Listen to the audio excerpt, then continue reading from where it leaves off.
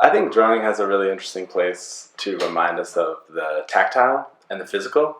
I actually really embrace the gesture in my work and the initial responsive reaction to the surface in my work and in my process. So I really think that the way that we've moved away from a kind of analog type of environment to a very slick and digital, touchy screen kind of world, it's really nice when I'm in a drawing to be very connected with myself, my body, my hand, the movement of all those things, because it really grounds me and gets me just in a really interesting meditative space where I get to explore, I get to be curious, I get to experiment, and I don't feel like I've ever reached those places with technology.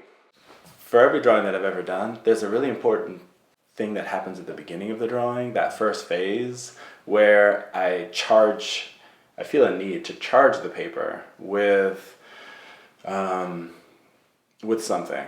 Charge it with an energy, charge it with a force, charge it with marks and lines that are very, come from a lot of different places, sometimes conscious, sometimes subconscious, to energize it, to activate it. And then the sort of time-consuming part is the unraveling of all of that mark making that was done in a very, very short period of time and trying to piece it together over a long period of time. So yeah, that how I begin, it's very rarely on a blank sheet of paper. That paper in a very short period of time has something now that's living, that's asking me questions, and I'm trying to resolve it during the course of the drawing.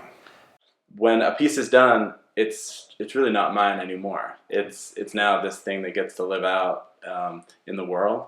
And when something can be approached in a variety of ways and understood in a variety of ways, that's something that I think lives in a really broad context rather than something that maybe is more narrow. What I love about drawing is, unlike other mediums that really feel like there is a logical position, a logical endpoint, drawings for me always sort of still exist, even when I think they're done. I think visually, I love that drawings could